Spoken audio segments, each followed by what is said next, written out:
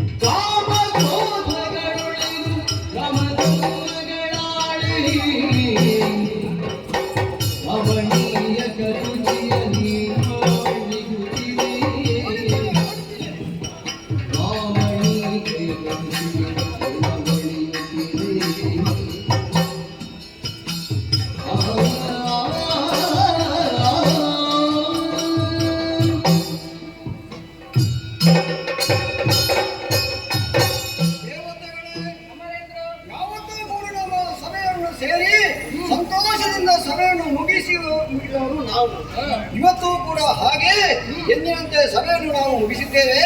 ಸಂಭ್ರಮದಲ್ಲಿ ಇರಬೇಕಾದಂತಹ ಸಂದರ್ಭ. ಆದರೆ ಏನು ಮಾಡೋಣ ಹೇಳಿ ಈ ಸಮಯದಲ್ಲಿ ಹೊಸದಾದ ಒಂದು ಘಟನೆ ಇಲ್ಲಿ ನಡೆಯುವುದಕ್ಕೆ ಪ್ರಾರಂಭವಾಗಿದೆ. ಕಾಮ, ಕ್ರೋಧ, ಮದ, ಮತ್ಸರಗಳಿಂದ ಇಲ್ಲೆಲ್ಲ ನಡೆಯುತ್ತಾ ಉಂಟು. ಹಾಗಾದ್ರೆ ಯಾವತ್ತು ನಡೆಯಬಾರದು, ಇವತ್ತು ನಡೆಯುತ್ತಾ ಇದೆ ಅಂತ ಹೇಳಿದರೆ ಇದು ನಮ್ಮ ಪಾಲಿಗೆ ಖಂಡಿತವಾಗಿ ಕಷ್ಟ. ನಮಗ ಮಾತ್ರ ಕಷ್ಟವಲ್ಲ, ನಮ್ಮ ಪ್ರಜೆಗಳಿಗೂ ಕಷ್ಟ, ಅಥವಾ ನಮ್ಮ ಲೋಕಕ್ಕೂ ಕಷ್ಟವಾಗಿದೆ. ಹಾಗಾದ್ರೆ ಹೀಗೆ ಮುಂದುವರಿದರೆ ಏನು ಮಾಡುವುದಯ್ಯ, ಏನು ಮಾಡುವುದು?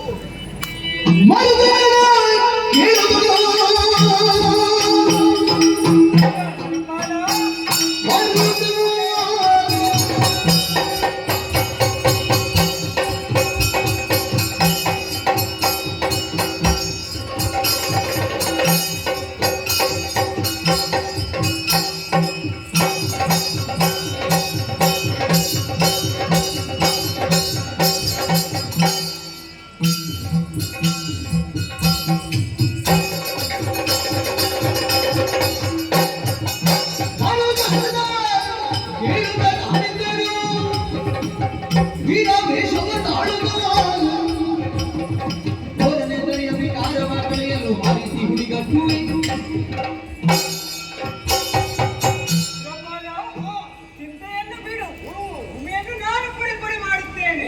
ಭೂಮಿಯನ್ನು ನೀನು ಪುಡಿ ಮಾಡ್ತೇನೆ ಅಂತ ಹೇಳ್ತಿದ್ದಿ. ಹಾಗಾದ್ರೆ ನೀನು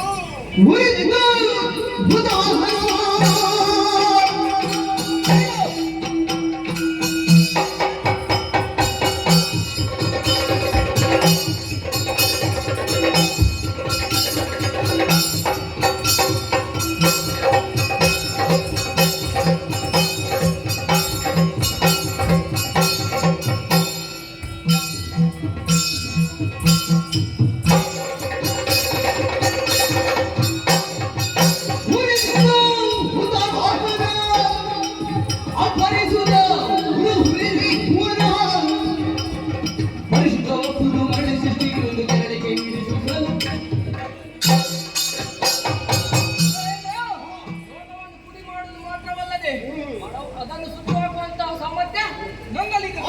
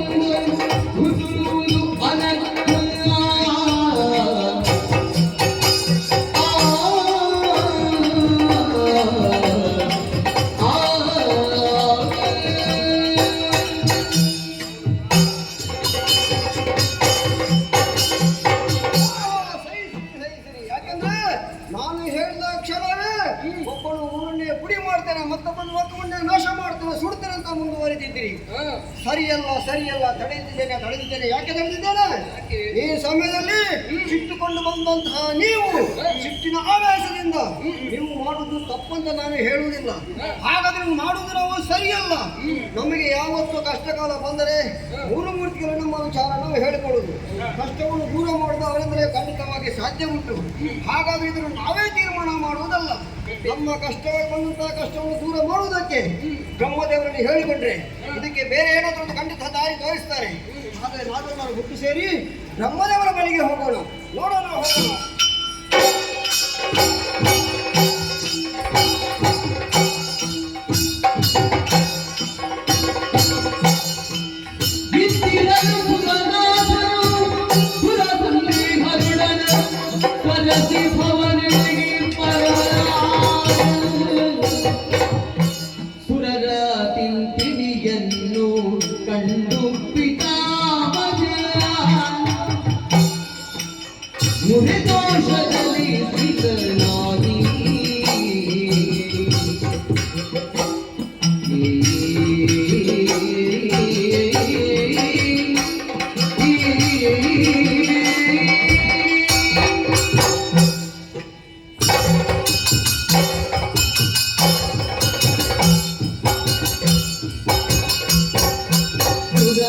ತಿಂತಿಡಿ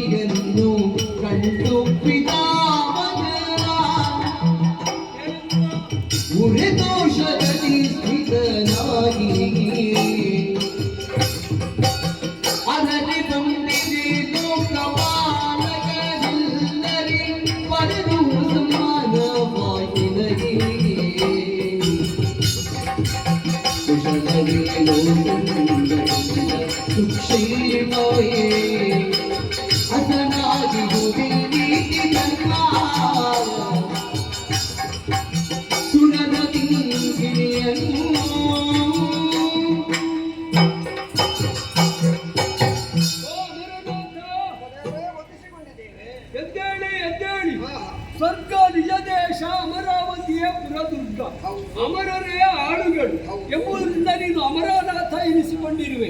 ನಿನ್ನ ಯೋಗ್ಯತೆ ಸಾಮಾನ್ಯವಾದುದಲ್ಲ. ಆನಂದದ ಆಗರ, ಸಂತೋಷದ ಸಾಗರ, ಸುಖದ ಸುಪ್ಪತ್ತಿಗೆ ಎಂತಹ ವೈಭವ ನಿನ್ನದು. ಹೌದಲ್ಲ? ಹಾಗೆ ಅಂತ ಭೂಮಿಯಲ್ಲಿ ಹುಟ್ಟಿದ್ರು ಈಗ ಸ್ವರ್ಗವಾಸಿಯಾಗಿದ್ದಿ, ಮೇಲೆ ಇರುವುದರಿಂದ ನಮಗೆಲ್ಲ ಬಹಳ ಸಂತೋಷ ಉಂಟು. ಆದ್ರೆ ಒಂದು ವಿಷಯ, ಸುಖ ಎಲ್ಲಿದೆ ಅಂತ ಕೇಳಿದ್ರೆ ಸ್ವರ್ಗದತ್ತ ಬೆರಳು ತೋರಿಸ್ತಾರೆ. ನಿನ್ನ ಮುಖ ನೋಡಿದ್ರೆ ಯಾವುದು ಸುಖ ಕಡಿಮೆ ಆಗಿದೆ ಅಂತ ಕಾಣಿಸ್ತದೆ. ನೀನು ಬಂದದ್ದು ಸಂತೋಷ ಆಯ್ತು. ಆದ್ರೆ ದೇವರು ಭಕ್ತರು ಎಂಬ ನೆಲೆಯಲ್ಲಿ ಈ ಸಂಬಂಧದಲ್ಲಿ ಯೋಚಿಸಿದ್ರೆ ನಿಮಗೆ ಸತ್ಕಾರ ಮಾಡಬೇಕು ಅಂತಿಲ್ಲ. ಆದ್ರೆ ಲೋಕದಲ್ಲಿ ಹೇಗೆ ಮಾತೃದೇವೋ ಭವ, ಪಿತೃದೇವೋ ಭವ, ಆಚಾರ್ಯ ದೇವೋ ಭವ, ಅತಿಥಿ ದೇವೋ ಭವ. ಮನೆಗೆ ಬಂದಂತ ಅತಿಥಿಗಳನ್ನು ಸತ್ಕರಿಸಬೇಕಾದ್ದು ಆ ಮನೆಯವರ ಧರ್ಮವೇ ಹೌದು. ಅವರು ದೇವರನ್ನು ಕಾಣಬೇಕು. ಆದ್ರಿಂದ ಮರೆಯ ಮರೆಯ ಕುಳಿತುಕೋ, ನಿನ್ನ ಬೇಸರದ ಕಥೆ ಅಂತ ಹೇಳ್ತೀಯಾ? ದೇವರೇ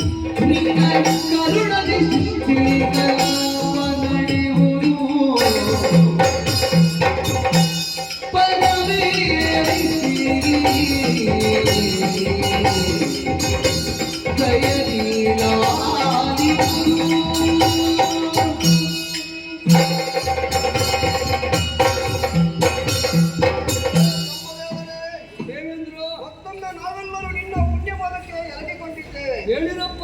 ಈ ಪ್ರಪಂಚದಲ್ಲಿ ಯಾವುದೇ ಒಂದು ಸೃಷ್ಟಿ ಮಾಡಬೇಕಾದ್ರೆ ಅದು ನೀನೇ ಕಾರಣವಾಗಿದ್ದಿ. ಸೃಷ್ಟಿಕರ್ತ ಬ್ರಹ್ಮನ ಹೇಳಿಕೆಯನ್ನು ನೀವು ಪಡೆದುಕೊಂಡ ಈ ಸಮಯದಲ್ಲಿ ಸ್ವರ್ಗಲೋಕದಲ್ಲಿ ಸ್ಥಾನಮಾನ ಕೊಟ್ಟವರು ನೀವು ಮೂರು ಮೂರ್ತಿಗಳು. ಸದಾ ಯಾಗಗಳನ್ನು ಮಾಡಿ ಮೂರು ಮೂರ್ತಿಗಳನ್ನು ಮೆಚ್ಚಿಸಿ ನಾವು ಸ್ವರ್ಗಲೋಕವನ್ನು ಪಡೆದಿದ್ದೇವೆ. ಹೌದು. ಸುಖ ಸಂಪತ್ತಿನಲ್ಲಿ ನಾವು ಕೆಲವು ಸಮಯ ಇದ್ದೇವೆ. ಸಂತೋಷ. ಹೌದು. ಸಂಪತ್ ಭರಿತವಂತ ನಮ್ಮ ಈ ಸ್ವರ್ಗಲೋಕದಲ್ಲಿ ಯಾವುದಕ್ಕೂ ಕೊರತೆ ಇಲ್ಲ, ಕೊರತೆ ಬರುವುದಂತೂ ಇಲ್ಲ. ಈ ಲೋಕದಲ್ಲಿ ಯಾರಿಗೂ ಕೊರತೆ ಇರಬಾರ್ದು, ಕೊರತೆ ಇರಬಾರ್ದು, ಸುಖದಲ್ಲಿರ್ಬೇಕು. ಸುಖದಲ್ಲಿ ಇರ್ಬೇಕಿತ್ತು. ಆದ್ರೆ ಈ ಸಮಯದಕ್ಕೆ ನಮ್ಮ ಪಾಲಿಗೊಂದು ಕಷ್ಟ ಒದಗಿ ಬಂದಿದೆ. ಕಷ್ಟ. ನಮ್ಮ ಈ ಲೋಕದಲ್ಲಿ ಕಾಮ, ಕ್ರೋಧ, ಮೋಹ, ಮದ ಮತ್ಸರಗಳಿಂದ, ಖಡ್ವೈರಿಗಳಿಂದ ಬೆರೆಯುತ್ತಾ ಉಂಟು. ಮುಂದೆ ಏನು ಮಾಡು ನಮ್ಮೊಳಗೆ ಚರ್ಚಿಸಿ ಏನೂ ನಮಗೆ ದಾರಿ ಕಾಣಲಿಲ್ಲ. ಕೆಲವರೆಲ್ಲ ನಮ್ಮವರು ಸಿಟ್ಟುಕೊಂಡಂತರ ಭೂಮಿಯನ್ನೇ ಸುಡುತ್ತೇನೆ, ಈ ಪ್ರಪಂಚವನ್ನೇ ನಾಶ ಮಾಡ್ತಾನೆ ಮುಂದುವರಿತವರು. ಆವಾಗ ನಾನೊಂದು ತೀರ್ಮಾನವನ್ನು ಮಾಡಿಕೊಂಡು, ನಮ್ಮಷ್ಟಕ್ಕೆ ನಾವು ತೀರ್ಮಾನ ಮಾಡುವುದು ಸರಿಯಲ್ಲ, ಇದಕ್ಕೆ ಏನಾದರೂ ಒಂದು ದಾರಿ ತೋರಿಸುವವರೆಗೆ ನೀವೇ ಸಮರ್ಥನೆ ಮುಂದೆ ನಿಮ್ಮ ಬಳಿಗೆ ಬಂದಿದ್ದೇನೆ. ದಾರಿ ತೋರಿಸ ಲೋಕದಲ್ಲಿ ಸಮಾಧಾನ ಸಮಾಧಾನ. ಅಮರೇಶನಿಂದ ನುಡಿಯು ಕಮಲ ಜನುಲಿನಾರಿಸುತ್ತ ಮಗುಳಿಂದಿನ್ನವು ಸುಮನದರಿಂದು ದರಿದೆಯು ವಿಮಲ ವಿನೋದನ ವಿನೋದವಂಗನು ಸವಿವು ಅಮರೇಶನಿಂದ ನುಡಿಯು ಕಮಲ ಜನುಲಿದಾರಿಸುತ್ತ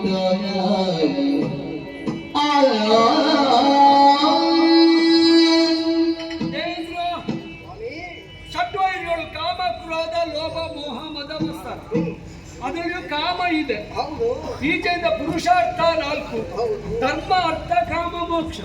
ಹಾಗಾದ್ರೆ ಕಾಮ ಬೇಡ ಅಂತ ಹೇಳುವುದಿಲ್ಲ, ಬೇಕು ಬೇಡ ಎರಡೂ ಇವೆ.